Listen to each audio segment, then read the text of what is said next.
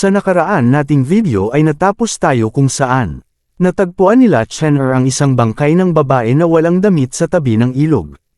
Agad naman inalis ng ating bida ang kanyang mantle cloth para ipangtakip ito sa babae. At napagtanto nila ang babaeng ito ay kanilang kasamahan na warrior sa Yunwu Commandery. Naiinis naman na sinabi ng ating bida na ito ay kanilang ginahasa bago nila pinatay. Ngunit pinagpawisan naman si Zichen. Ito daw ay isang malupit na paraan ng pagpatay ng tao, ito ay tila ginawa ng henyo mula sa Square Commandery, damang-dama pa rin dito ang presensya ng kanyang chi. Nagtanong naman si Chen'er kung sino ang tinutukoy ni Zichen.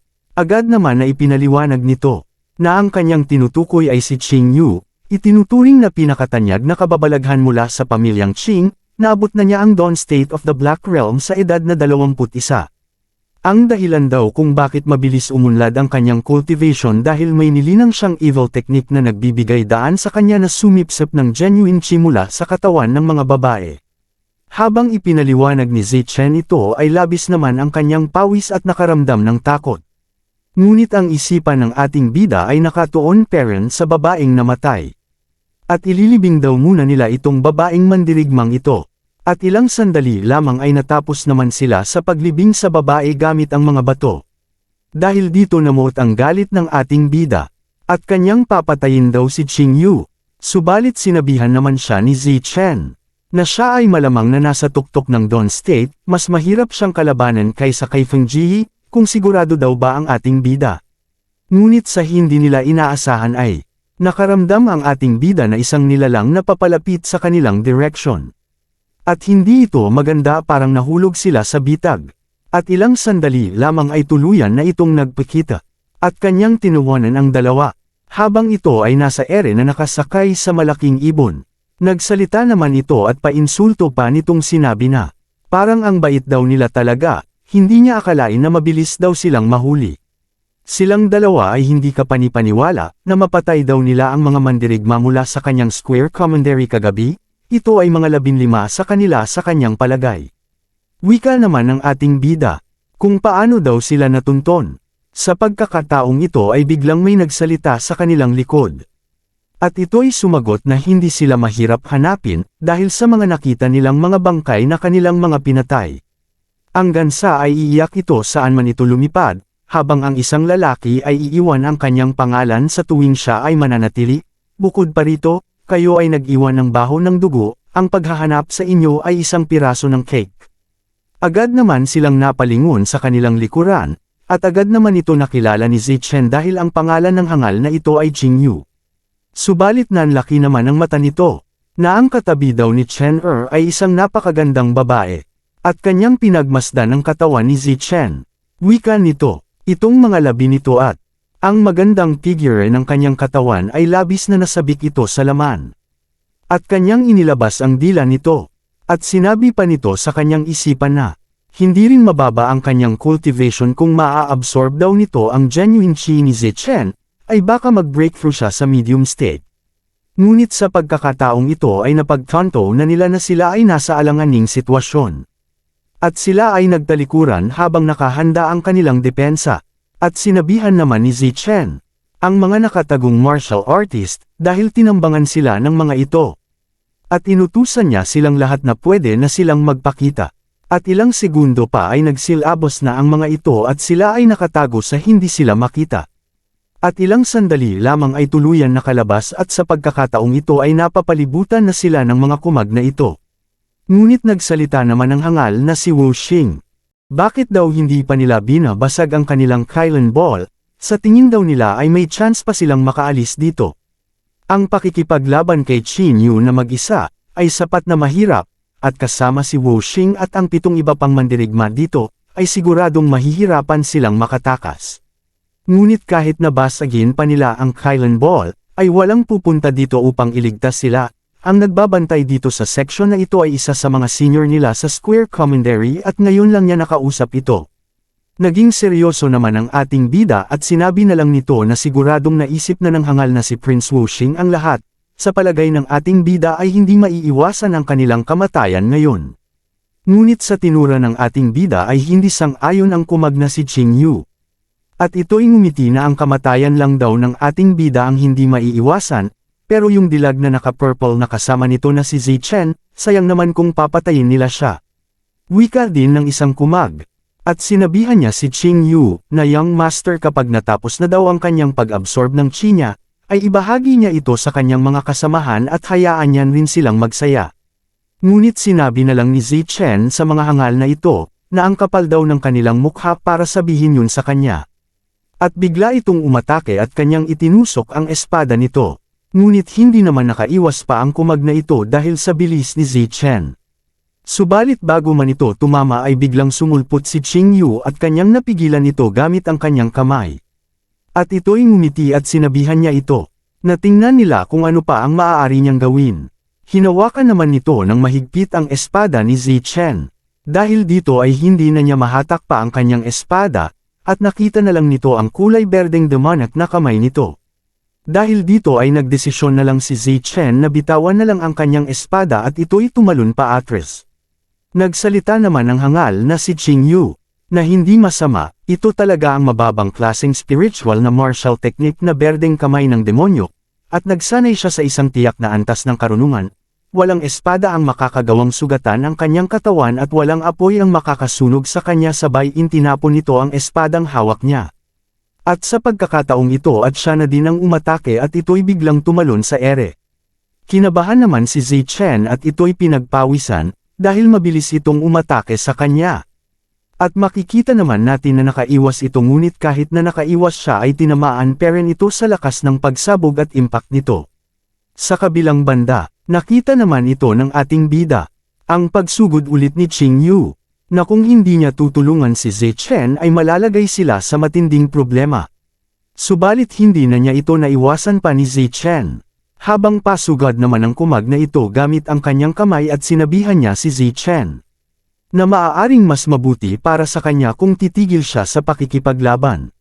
Ngunit bago man ito makalapit ay biglang nanlaki ang mata nito dahil nakita niya ang isang espada na mabilis na bumulusok para tamaan ito.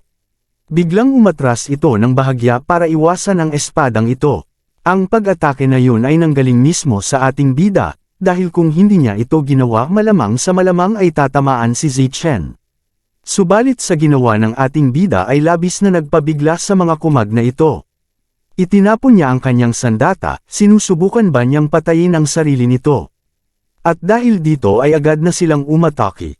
At ito ang kanilang ginawang pagkakataon habang nakatalikod pa ang ating bida. Ngunit biglang tumalon ang ating bida, para iwasan ang kumag na ito dahil nakita nitong inatake siya ng sabay. At sinabihan niya ang dalawang ito. Sa tingin daw ba nila nagagamit lang siya ng espada, ngunit hindi nila alam na mas malalim pa ang karunungan niya na gamitin ang kanyang palm technique. At sa kanyang ginawa ay nabuo rito ang malakas na enerhiya sa kanyang kamay.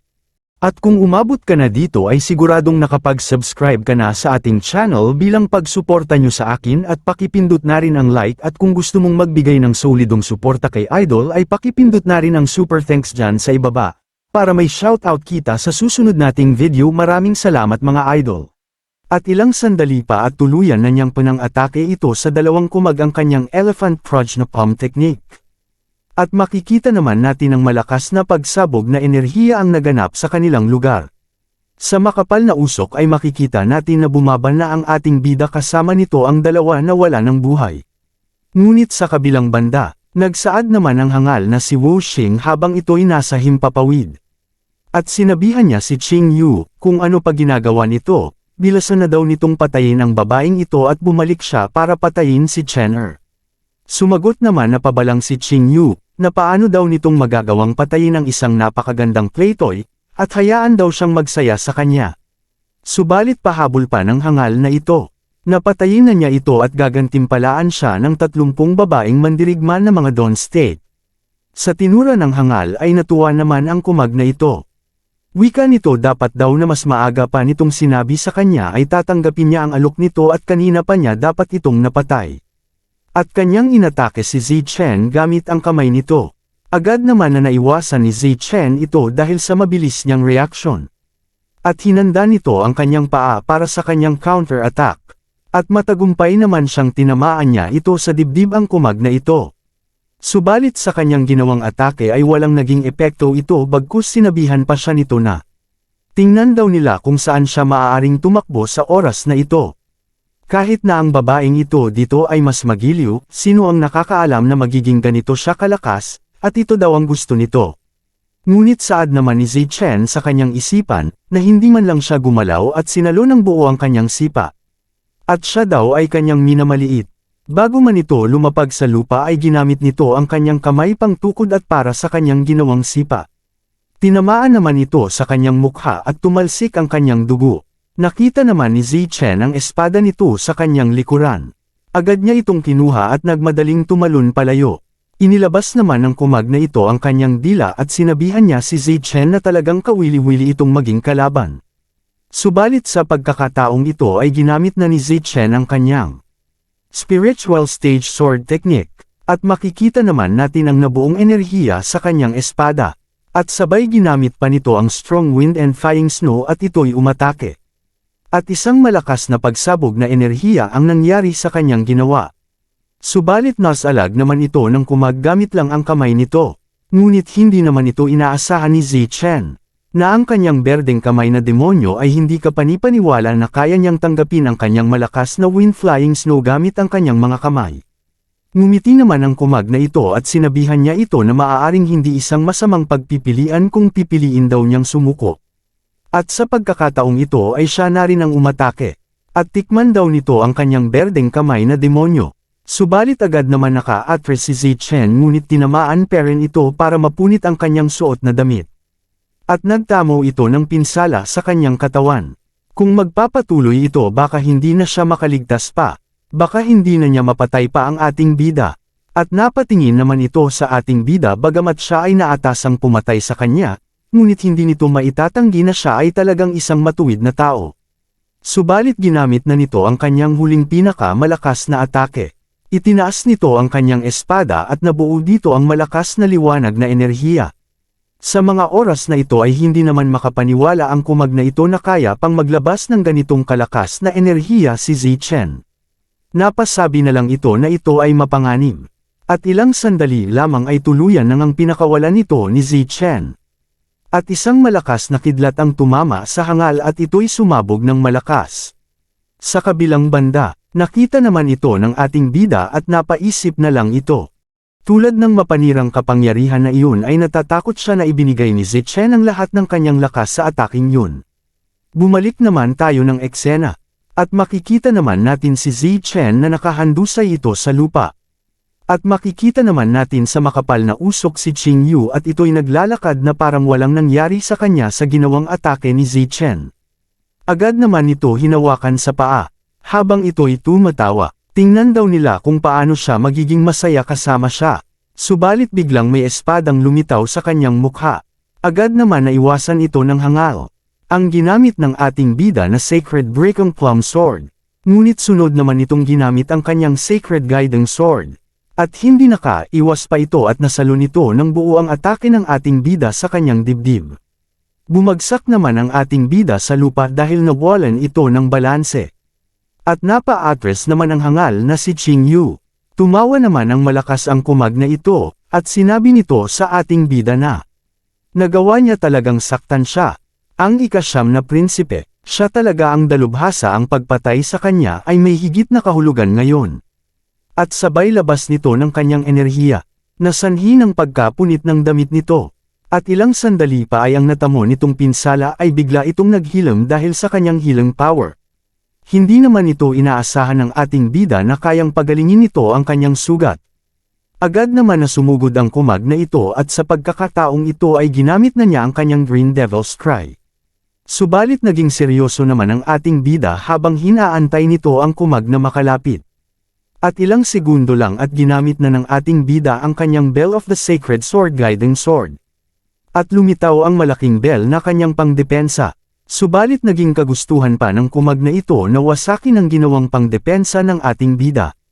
At sa bawat atake nito ay nagdudulot ng malalakas na shockwave sa paligid.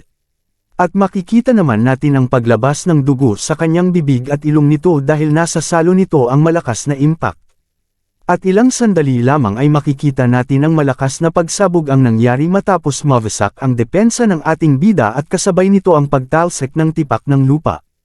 Biglang hinawakan naman ito sa balikat si Zichen at sinabihan niya ito na dito na daw siya babawian ng buhay.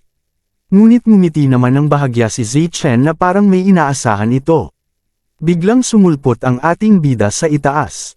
At sinabi nito sa hangal. Humanda na daw siyang mamatay at humingi ng tawad sa lahat ng mga inosenteng babae na sinamantala nito kapag napunta na siya sa impyerno. Pinagpawisan naman ang kumag na ito dahil hindi niya inaasahan ito. Dahil sa kanyang kaalaman ay napinsala niya ang ating bida ng husto. Habang dumudugo ang kanyang bibig at sinabihan niya ang ating bida na ginamit daw niya talaga ang isang babae bilang pain para atakihin siya nito, hindi siya talaga marunong mag-appreciate ng ganong kagandahan. At agad itong umatake at iwinasiwas niya ang kanyang kamay. Subalit naiwasan naman ito ni Chen nang walang kahirap-hirap. At sa oras na ito ay umatake ulit ang kumag na ito. Ngunit matagumpay naman itong nasalag ng ating bida ng kanyang espada. Pinagpawisan naman ang ating bida. Dahil ang lakas daw ng lalaking ito ay talagang nakakatakot, kahit na hinaranggan na niya ang lahat ng kanyang pag-atake, kung magpapatuloy ang laban na ito ay hindi kakayanin ng kanyang espada. Ngunit sa mga oras na ito ay napasandal lang ang ating bida sa malaking bato. At nakita naman ito ng hangal na pagkakataon at hindi na siya nagsayang pa ng oras at agad itong umatake gamit ang kanyang kamay at matutulis nitong kuko. Ngunit naging seryoso naman ang ating bida at agad nitong ginamit ang kanyang Meridian Eye activated. At ilang sandali pa ay naiwasan niya ang atake ng kumag na ito sa pamamagitan ng kanyang pagtalon. At ang tinamaan na lang nito ay ang bato at ito'y nahati sa dalawa.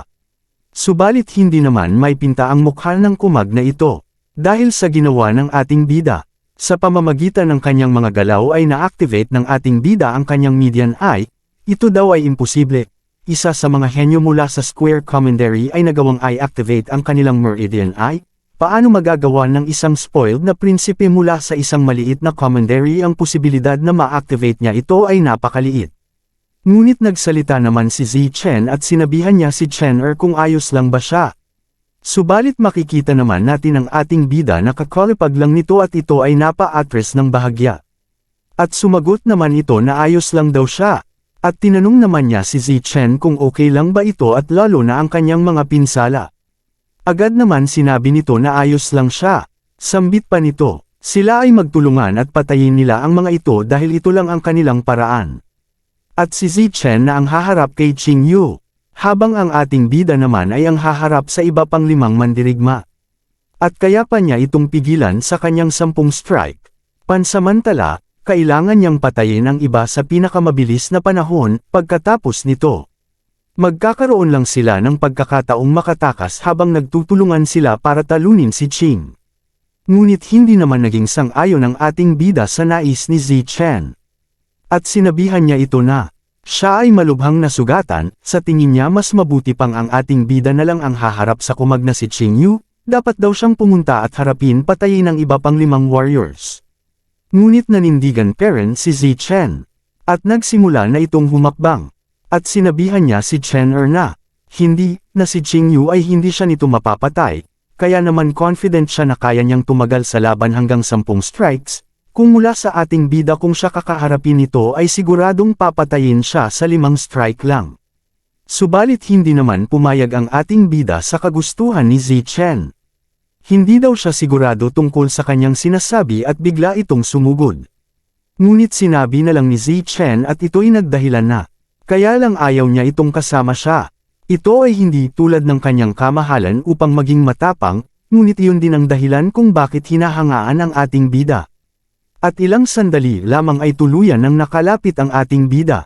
Ngunit agad naman na nasalag ito nang kumaggamit ang kanyang espada.